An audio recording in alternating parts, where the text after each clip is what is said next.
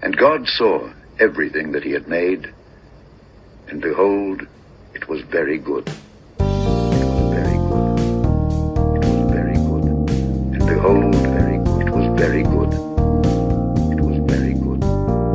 It was very good. It was very good. And behold, Hello, everybody. You start. Hello, everybody. Here we are. Welcome back. I'm going to start, Shush. You I'm go. going to start. You go. My name is Dan. I'm Shush, and today we have... Brian Hogg. Yay! Hey, here he is. Woo! It's like we rehearsed it. Wow. So eloquent. Thank you so much for coming, Brian. My pleasure. Good to see you both We've again. had some... Yeah, great to see you. There'll be people that don't know, but we all worked on the same team. We'll technically still do work on the same team, the Worship Arts team. What a team. Now, Brian, you're in charge of publications. That was my role? Yeah. That was your role. But so you're about to retire, but currently you're on your long service leave. Am I correct? Correct. And I Yes, retire the 2nd of April. Good Friday. I know. Which is really sad for us. We loved It is having sad. you a part of the team, and you welcomed us because we'll go into that. But you've been a part of that team for a long time. But yeah, so you've kind of already retired, but not. But that's okay. Yeah, it's It is good. okay. I'm still trying to work out what retirement really is, actually. I think I'm still in holiday mode, coming That off the sounds back pretty of good. holidays in December and January. But what is it? It's March, and I'm still on holidays. How good. Well, thank you so It's- much for it's coming good. on your holidays. We appreciate it very, very much. Pleasure. We do. So, what we do on 7 Days Podcast is we have different guests, and each time a guest comes on, we ask them 5 quick questions. We call it Fast 5. And you just have to say the first thing that comes to mind when we ask you these questions. Are you ready, Brian? Oh, I'm as ready as I'm going to be. All right. The first question is cats or dogs? Dogs. Nice. Ooh, all right. Second question. Favorite ice cream flavor? Anything with chocolate is good. Yeah. Okay. You do some woodwork and you like to create things in the shed. What's the coolest thing you've ever made? Ooh. Or the thing you're most proud of? About the only thing I've really perfected in this shed is sawdust and shavings. So anything other than that is a good outcome. Fair. So All right, here's one for you. It's a little bit abstract. If you could be an instrument, what would it be? if I could be an instrument, what would it be? It would have to be a wind instrument. I don't know. I mean, flugelhorn is my favourite instrument. That I think is my voice, so I'd have to be a flugelhorn. That's fair. And the last one here on Fast 5. If you have an afternoon with nothing on, what are you doing? Like, what's Brian's relaxation time? I would either be in the shed or in the garden or writing music, which are the 3 things I do anyway. Yeah, we might go for a walk. We might go out somewhere. If my wife's home, we'll go out somewhere, take a drive. Yeah, Sounds just pretty chill. good. I think you're nailing retirement then, really. It sounds Yeah, like look you're at all you over go. it. Yeah, possibly. I just need routine. And coming out the back Yeah. of last year, there's no routine at all. So, and this Yeah. year it's just a matter of finding a routine. I'm slowly getting back into it. Like the big band was out last weekend ago. We had 2 gigs on one weekend. We haven't played together since March, and we had 2 gigs in the one weekend, Wow. which were good. It was great to see all the guys. We've got rehearsal coming up this Saturday, and then I've got something else on Sunday. So there's a few things that are coming up, and I can at least sort of say, oh, that was such and such a day because I did this, rather than what day was that we sat and had that Zoom meeting? Yeah. You know, Yeah. every day looks the same. But yeah, we're getting there. Yeah. Well, look, that is the Fast 5 over, and you survived, so well done. Well done. You know, Good. that's the first tick. We're there. So, I hope they're the tough questions. yeah, They're they're gonna the get toughest tougher. you're going to get. Good. Yeah, that's finding yourself as an instrument, that's quite tough. I'll hold you to that. We we like the guest in these pods to kind of introduce themselves and kind of give us a bit of a background origin story of kind of where you've been and what's got you to where you are at now. Yeah, you're obviously, for those who don't know, Brian's a composer. He's also, obviously, we've mentioned his role with the worship arts team as publications, but you also mentioned the big band as well that you're involved in. There's been a lot that you've been involved in over the years. If we could get like a brief 5-minute, I started here and I ended up here, and this is where God's kind of brought me. I know asking that for 5 minutes is probably the hardest question you're going to get today. I guess, like, what's the background and what's kind of interest you in the creative arts and what's got you to where you are at now? Yeah, put the stopwatch on. Okay. Quick view of my life. Okay, I was born in England a long time ago. My folks moved out here in 1964. At that stage, I'd been playing the YP band. I wasn't particularly interested that much in music. Singing company, YP band. I couldn't really play that much. Came out here, picked up those things again. When I was 17, doing year 11 at one of the old technical schools, I was actually doing an applied science course, and I was going to be an architect. That was the thing I wanted to do.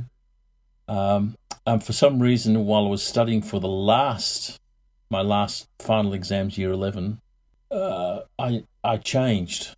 The direction of my life changed. Now, honestly, I cannot tell you what prompted that.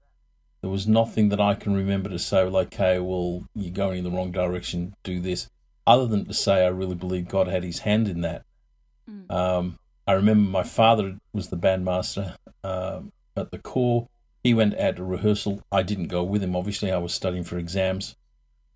And I thought, well, when Dad comes back, I've got to tell him, I don't want to do this. Quite frankly, I think I worried for the rest of the night, sort of thinking, well, Dad will sort of go through the roof if, I'm going to say I'm going to change direction. I don't know what I want to do. When he came back, I said, look, I don't think I really want to do this architecture stuff. Dad was working as a draftsman at the time. And he said, well, what do you think you need to do? He said, well, I think I'd like to pursue music. And he said, okay, go and sort it out. Okay. So the next day I went to the high school and talked to the high school about it. Sort of knew a little bit about the high school music teacher there, the instrumental music teacher. He was the local town bandmaster who we'd had a bit to do with from the Salvo brass band scene, right? So at year 11, I finished year 11, passed that. I went to high school, from the tech to the high school, and I did year 11 again, just so I can concentrate on music, because I hadn't done any theory up to that point. And as a player, I was probably only about a grade 4, maybe a grade 5 AMEB level player. I'd only been playing with the Salvos, and playing sort of semi-seriously or interested in playing for a couple of years. So I did year 11 again, picked the easiest maths subject after doing applied maths and all that, physics and chemistry. I figured, okay, I'll do that. I did English again, had to do English again. So I passed year 11 twice. Year 12, I can remember in year 12, I don't think I've ever practiced as much as I did in year 12. I did 2 hours a day at school, which was great because I had 2 free periods a day. We only had a 5-period day, an hour for each period. I had 2 free periods each day because music theory, we only had like 2 lessons a week, and prac, I only had 1 lesson a week. So it was lots of free time. I did 2 hours at school and I'd come home and do another 2 hours. I didn't even do that much playing when I was at uni. So I basically went from like a grade 5 play and I did grade 6 partway through year 12. And after that, I went to study music. I did a diploma in music, then started working in high school. First gig was playing with some mates from uni, and we did a music program for kids in primary schools, touring around for primary schools and preschools. And we did a lot of stuff for the Arts Council in Victoria doing that. Moved from that after about 7 years, and I said, okay, I want to teach. So I started teaching instrumental music. Started with 5 different schools, a different school every day, which drove me crazy because you never know where you are. In fact, one day I rocked up to a school and I'm sitting there and said, where are these kids? Where are these kids? They should be here for a lesson. No. Looked at my diary and I was actually at the wrong school. It only ever happened once. So I rang the other school, said, I am coming, I'm just running late. Because that was in the day pre-mobiles. So I rushed over to the other school, did that.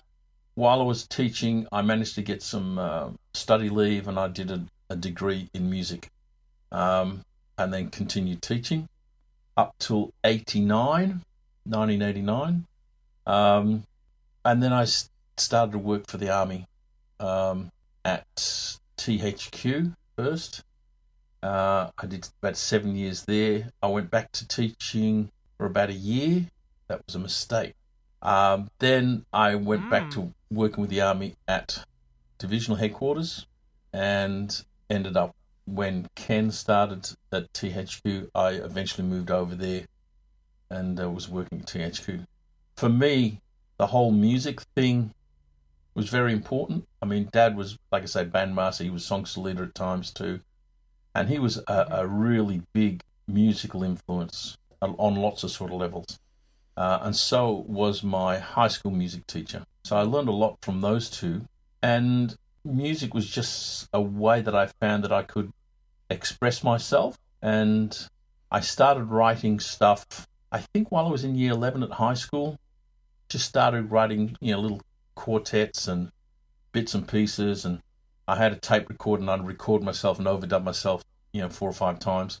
Just playing around and getting to understand how harmony actually worked. And then it just sort of went on from there, I write. I was actually talking to somebody the other day. I have a very good friend who writes because he has to write. Like the stuff in his head, and he just has to write it. Just has to write it out.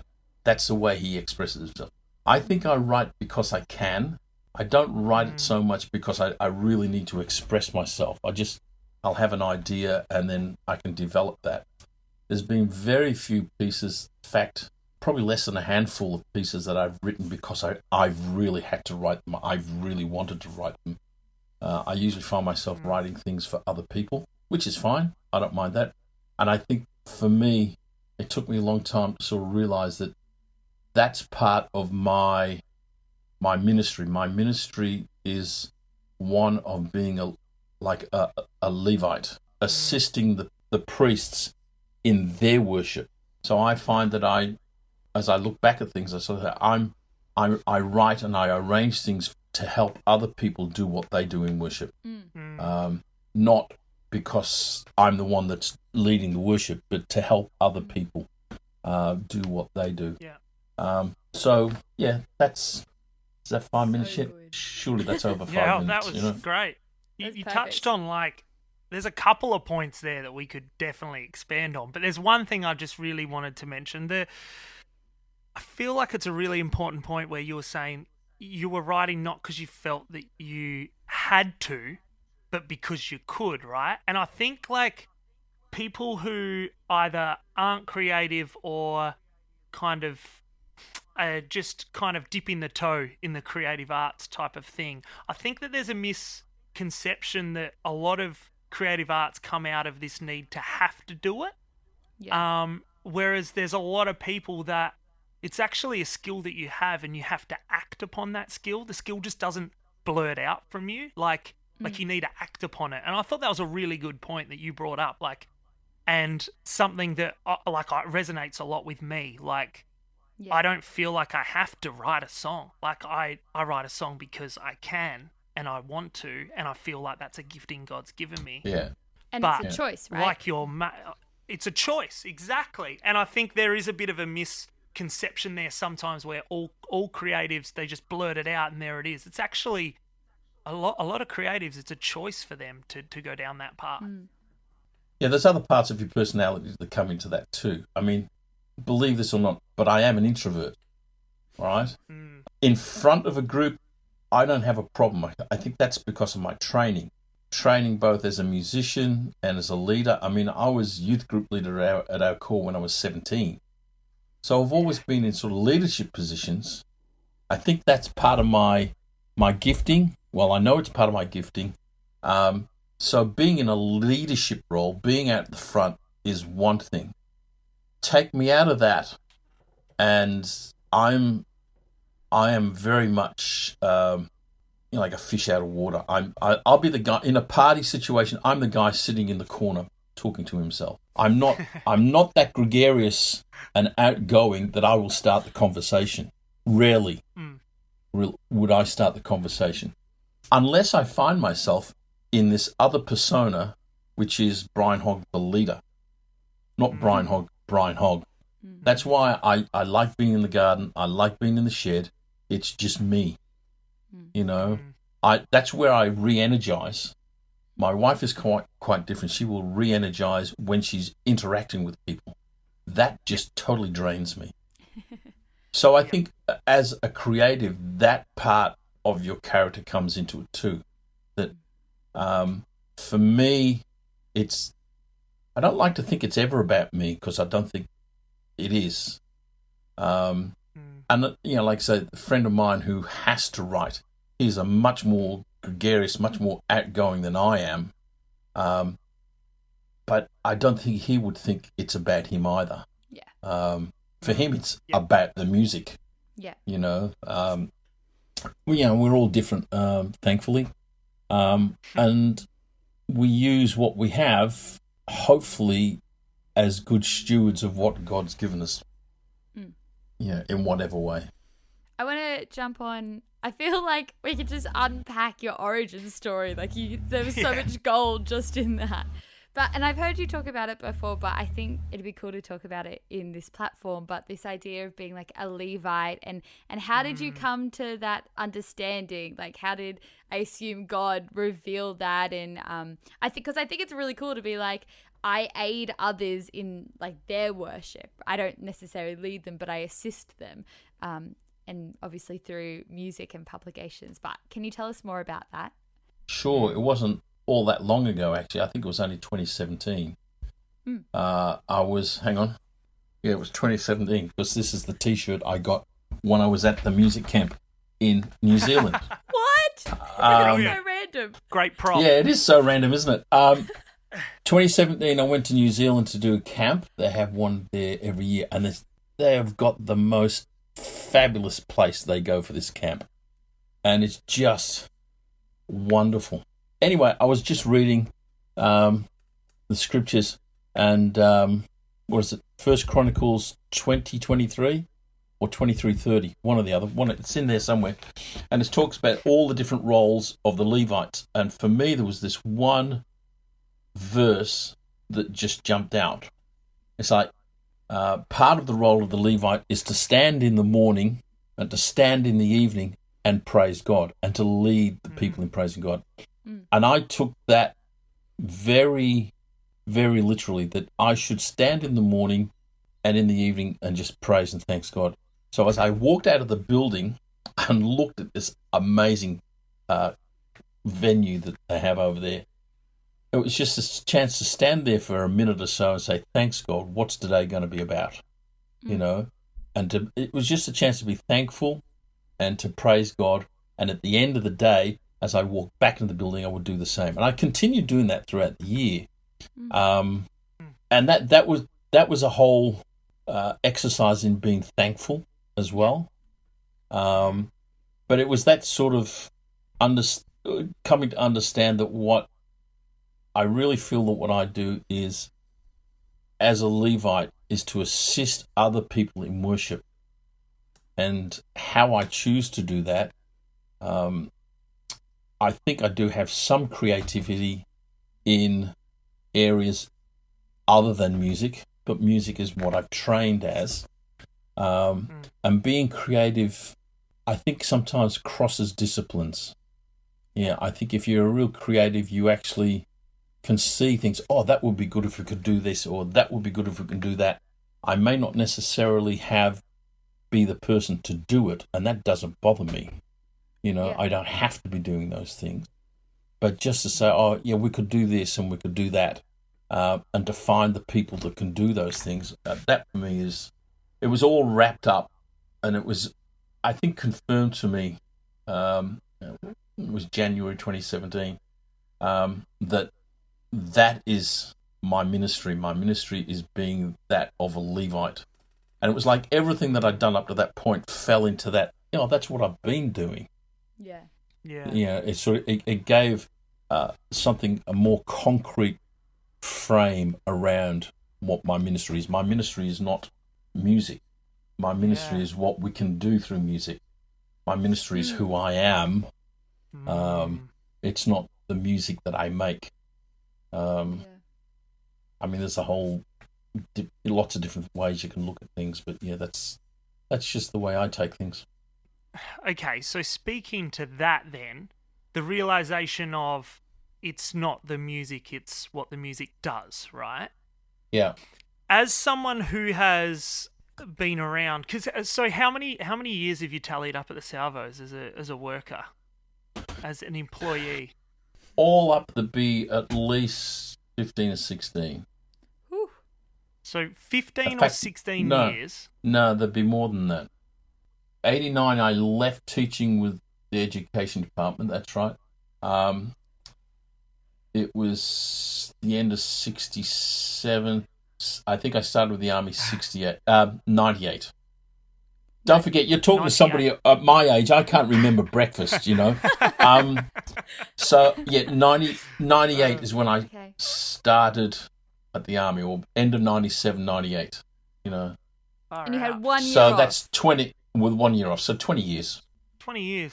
Far out. Yeah. So 20 years working in the creative worship arts area of the Salvation Army. Yeah. Well, obviously, you've seen a lot of different things kind of come and go, right? Yeah. But the current state of music within the Salvation Army, I guess this could be like a 10-parter, by the way. But where do you think music currently sits? Do you think that aligns with the revelation you had as a Levite? And I guess that's it. Let's go there first. like, does that make sense? Like the current state of where we are as a Salvation Army with music being such a prevalent thing and such a massive part of our history. Do you think where we are at now is a healthy spot in relation to especially your own convictions around worship? Sorry to hit you with that. I'm trying to think, like, is it in a healthy place? It's, I think, perhaps hard to be too general, but I guess we're going to have to be. I think. Okay. Yeah. For me, what I sometimes see is we have made, and we continue to make, unfortunately, I think, music an end in itself. And I'm not certain it should ever be that. I mean, you guys know what I say. Worship is not music, or music is not worship. Music was never intended to be worship, but it's a wonderful tool that we can use in worship. Worship is what comes from inside of us, not what we do with our hands and our lips and our voices. Worship is something that is much deeper than that. And I sometimes wonder if we make worship too shallow by saying, okay, and I hear it sometimes, and it's language that people use, and okay, we might be talking semantics. Okay, let's worship God by singing this song. No, you can't you can't tell me when to worship. We can't necessarily switch it on and off, because I choose to worship. All right, I worship. We can all sing together. I mean, the analogy about worship songs are slow ones, praise ones are fast ones. That always amuses me. But I sometimes think that's the way people see it. For me, and look, there's only three of us here. If I said, okay, what's your definition of worship? We might come up with 2 or 3 different answers anyway. Yeah. But for me, worship is something that comes from much deeper inside of us. Much deeper. I mean, if music was worship, I know dozens of professional musos in Melbourne, and around the country right now who would be worshipping God because they're playing or singing. No, it doesn't work like that. It's not, I worship God through music, not by playing music. Yeah. For me, there's a big difference there. I mean, Yeah. I can worship God through the music I'm involved in, but not by singing. Singing, playing doesn't mean I'm worshiping. So I think we have to be careful that we don't make the music an end in itself. That, okay, now let's worship God by singing this song, playing this song. The other thing that sometimes worries me is, has our use of music become very two-dimensional? It's like what we do here in the core, we've got this little group of people that we work with. And I think to some extent this is getting worse. And I understand there's reasons why this happens. Now, when was the last time you saw or heard a Salvation Army corps on the streets? Does that matter? Because there's other ways that we can reach people in the community. And the way that we reach people in the community has changed because we do it in lots of different ways. It's not just that sort of evangelical sort of open-air meeting. But our music was used for that. And I see our music being used for less and less of that. Because it's become much more internal. We use music in our church service to worship God. Now, that's not a bad thing. We should be doing that. But what I'm saying is, when was the last time we actually used music to reach out to somebody who was not already in our congregation? And how can we actually use music to actually do that, to involve and engage with other people? It's become very, very insular. I mean, the old argument used to be about belonging and believing. Okay, you come along and believe what we believe, and then, you come and believe what we believe, and then you can belong with us. All right? So if you come in and this is the way you think, then you can be a part of us. And that, thankfully, has changed. This is a lot more emphasis, I think, on belonging with us, and we will lead you to believing. That's a good thing, I think. But definitely. How does our music fit into that? I wonder if our use of music is becoming just too narrow. I mean, it's one of the reasons why I enjoy being in the big band. And we've got guys in the big band who play professionally as musos, doing gigs week after week after week. And we often say, well, okay, what's different about this band than the band you're going to play in tomorrow? There has to be a difference. If this is a Christian outfit, there has to be a difference. There somehow has to be an expression of who we are, and how do we make that known to other people when we're playing and we're doing stuff. And we often talk about the fact that, when we go and play somewhere, people will remember the songs that we play, maybe, but they will certainly remember the way that we interact with them. And that, for me, is a spot where I have to step out of character of being the introvert and step into another persona that says, okay, I need to connect with these people who've been listening with us and just talk to them. Did you enjoy that music? Did you understand the message that was in that song? Did God say something to you while we were singing that? That's where I have to step out of that, my normal character, and still engage with people. I just wonder, is our music becoming so narrow it's only used in the worship service? Now, like I said, on one hand, that's not a bad thing. But I don't think we're using music as an effective tool to reach outside of our congregation and our regular community. So, Brian, you have worked for the Army for 20 plus years. That's a significant part of your life. And I guess I'm interested, as to why did you dedicate so much of your life to working for worship arts, working for the Army of Music and Creative Arts? Like, what do you see in it? What do you believe in it that goes, I'm so passionate about this, I'm going to dedicate 20, I mean, you probably didn't plan at the beginning to be like, I will be here for the next 20 years, but you did. So I'm interested into kind of, what do you see in it that makes you passionate and makes you want to work at it for 20 years? Can I jump as well quickly Yes. before you start the answer? Yes. Because you're probably a bit of a rarity where, like, you would have, like, you could have got a job anywhere doing what you're doing. Like, your level of skill is extremely high, right? So it's like composing, writing, all of that stuff. You could have got a job with anyone, I would say.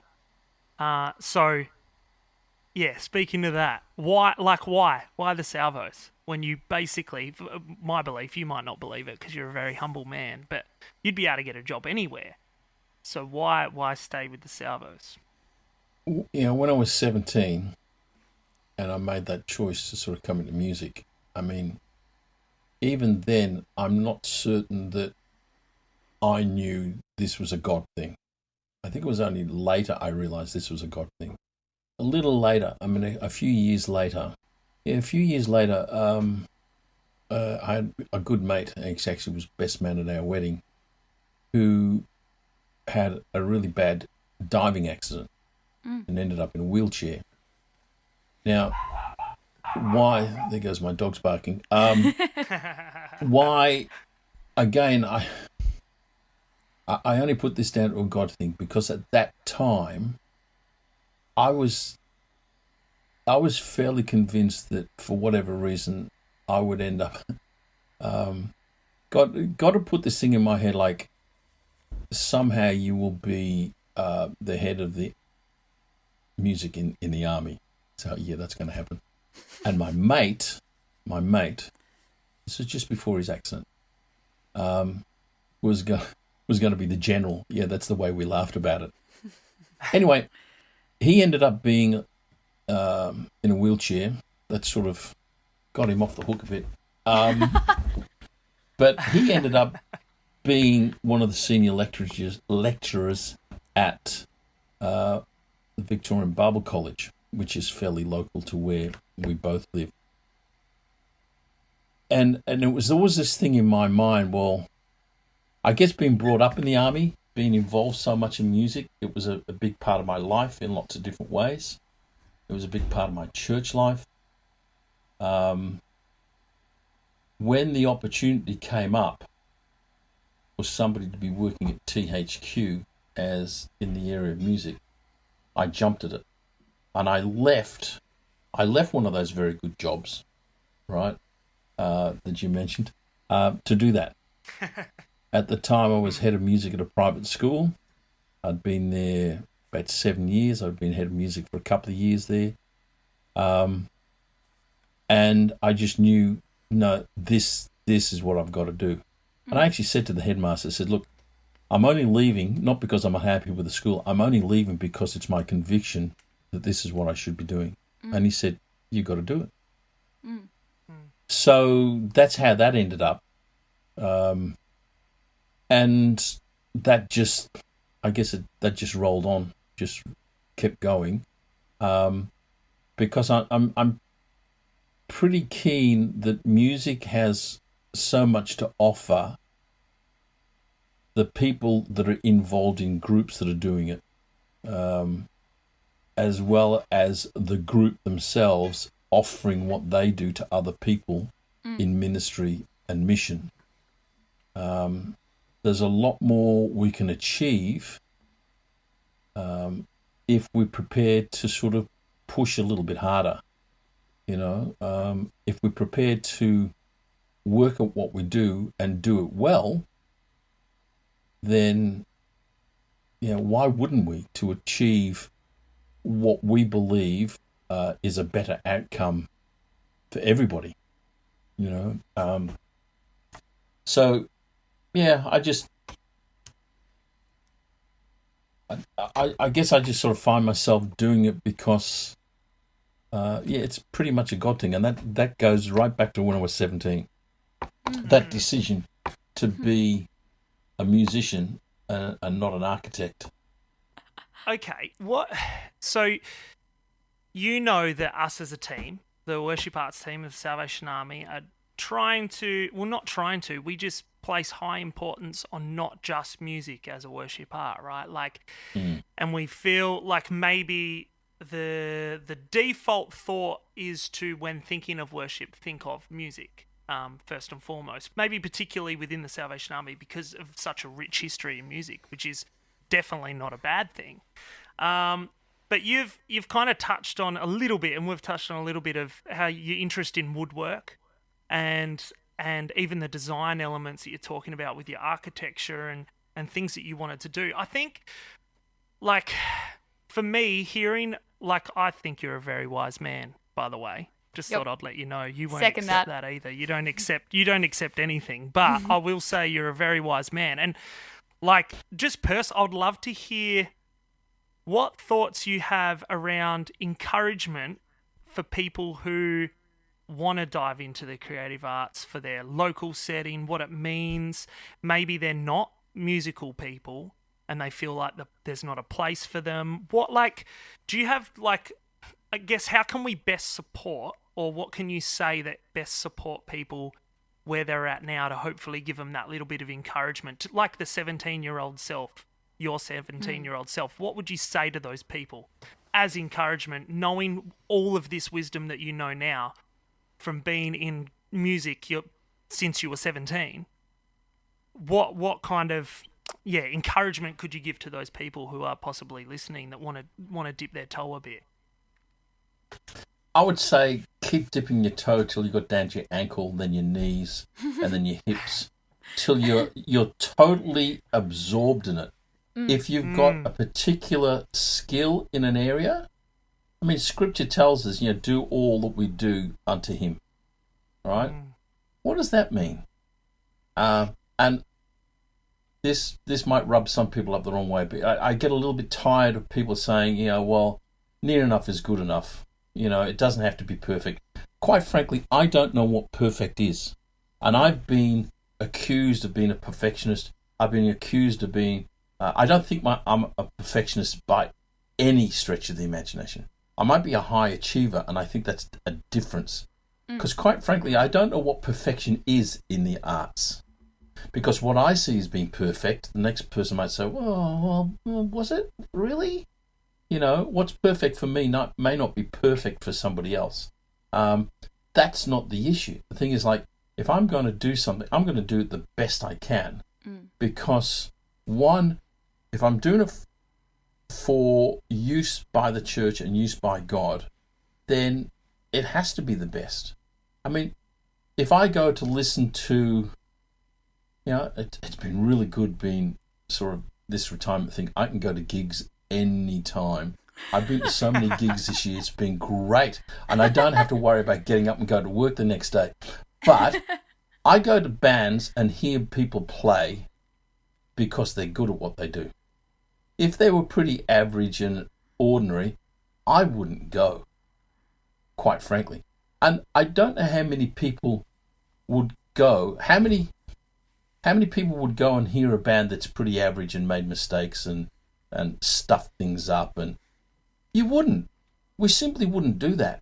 So why do we put up with that at church? Now that, again, that's a real generalization.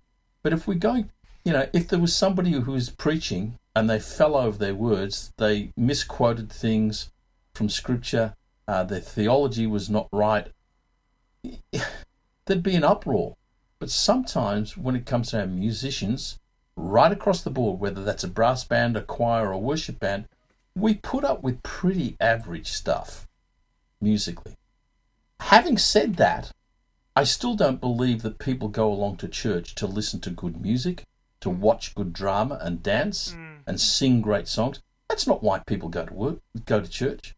They go to church, I think, for much more basic reason. One, to feel that they belong somewhere and somebody loves them and they can invest in other people. But sometimes we focus so much on the music that we're making and the programs that we're running, but we actually forget it's about community and it's about people. And we don't invest enough time in investing in the people in the community, and in the congregational community as well as the broader community. I just think if somebody's got some interest in the creative arts, dive straight into it. If it's something that God can use, he can use it, and he will use it regardless really of how good or how bad you think it is. And that might run contrary to what I was just saying about do it the best you can. Yeah. But if it's for God, he can use it. I can remember standing in front of the core band, and we've rehearsed stuff, and we've talked about here's the songs that are in this piece of music. This is what this music is about. We've rehearsed it. Okay, we're going to do this on Sunday. We get to Sunday, and quite honestly, the horns are out of tune, the trombones are half a beat behind, the basses have lost the plot. And I've stood there a number of times, and this has always knocked me about. I've stood there conducting the band, and the best thing about being the bandmaster is your back is towards the audience and your face is away from the audience, right, or the congregation. And I've conducted, while I'm conducting, I'm saying, Father God, we're doing this for you. And if you can use this, you can have it. And without fail, every time I prayed that prayer and the band was playing really badly, someone came up and said, I really enjoyed the band this morning. Now, where does that leave the whole idea of perfection? Where does that leave the whole idea of trying to achieve something? Because I think we operate on two levels. We operate on two planes. We operate on a technical plane, that is get all the notes right, get all the phrasing right, get the music right, and we operate on a spiritual level. Sometimes we just get them in the wrong order, and we worry about the perfection and the skill and all of that, and we forget about the spiritual. If we get the spiritual stuff right, then to a certain extent, the other stuff doesn't matter. But at the same time, we should be doing it the best that we can. Yeah. Really, if we want to honour God, why wouldn't we want to do it the best? Yeah. I think and one at the same lends time, to the other too. Sorry, I just cut you off, I think. But I think one lends to the other too, right? So, like, if your spiritual is sound and you're concentrating on the spiritual, I think as a creative person, you want to dig more into the technical aspects of your art, right? So I think one definitely does lead to the other, as long as the ducks are in the right row, right? And that's something that's come out a lot in our podcast, in everyone we've talked to. And it's actually, I was talking to Shush earlier, just how crazy it is that a lot of this is aligning up so complete through all of these guests that we've had that are all in different art forms. Like, if the spiritual lines up, the rest kind of follows almost, right? It's the heart of the artist. It always seems to come back to this. We've discovered and talking to everyone. It always comes back to your heart. And yes, it's about the spiritual and your worship of God and your love for God, but it's also about doing your best for God, which is about the position of your heart. And that comes out in spiritual and technical, and it's not one or the other. Like, I think sometimes we feel like we have to choose, that you can only have the spiritual or you can only have the technical, and you can't live in a world with both. Yes, there is a priority and there is an order, but that doesn't mean you negate the other. I think personally, I think you can live with both, and you have to live with both. Yeah. But you just have to make sure that they're in the right order. Yeah. And not say the skill and the talent is above what God has given us the skill and given us the talent and gives us the opportunity to use it, and gives what we use meaning. Yeah. Not us. Yeah. We don't give the art meaning. He gives it meaning, I think. But it's always that balance between, okay, if the heart's right and the output is not great, God can still use that. Yeah. Don't keep falling back and say, well, okay, if God can use that, that's all he's going to get. It's like saying, I'm going to tithe. Mm-hmm. But, God can get away with only 8%, 5%, 2%. It's either a tithe, 10%, or it's not a tithe. it's either the best we can do for him or it's not the best we can do for him. If last week we got away with something that was half-baked, doesn't mean that next week we can. Because at the same time, if we're making mistakes in the music, in the presentation, and people are thinking about that, then they're not thinking about the message that we're trying to say. And it's interesting. This guy I was talking about who has to write music. Before he became a Christian again, before he recommitted his life, he would go along to church with his wife, and every time I see him, we would talk about spiritual things. It would always keep coming back to that. And he would say, look, Hoggy, I read Psalms and I read Proverbs because I get something out of that. But all this faith stuff, not into it. He was badly burnt by the church. And so he just turned his back on it. Anyway, he said one time, I went along to church with my wife and there was this old guy playing the organ. And he says, it was wrong chords. It was out of time. It was just horrible. And then he said, I looked at this guy's face and realized he's doing this as his act of worship for his God. And he's doing it with all his heart. And that made it all right. Now, this guy's a professional musician who I hold in high regard. And I just sort of said, this was before he recommitted himself again. You know, he recognized that what people are doing out of an act of worship surpasses some of that stuff. But if you get hung up on all those wrong notes, it can be distracting for the people you're trying to reach. So there is a balance there between sort of, you know, my skill level is only here, but that's the best I can do. But why does it have to stop at that point? Why can't we go another notch higher? Why can't we go a little bit further? Again, because we want to go and hear the best. And again, people don't come along to church to hear the best. But if they're not hearing it the best, they're going to, for part of that service, for part of the time they're in the place, they are going to switch off, they're going to disengage, and they're not going to be focused on what God is saying to them. So there's a real balance there. But for me, it's either we do the best that we can or don't do it at all. And that may well be part of my upbringing. Like, if a job's worth doing, it's worth doing properly.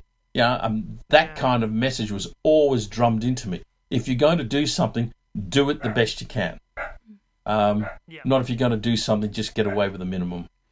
Yeah, but I think what you're saying about actually sometimes it can be a distraction, it can be a hindrance to people encountering God or whatever, because they're like, oh, that was a wrong note, or, you know, that is this or that. Actually, we should care about those things. Like, sure.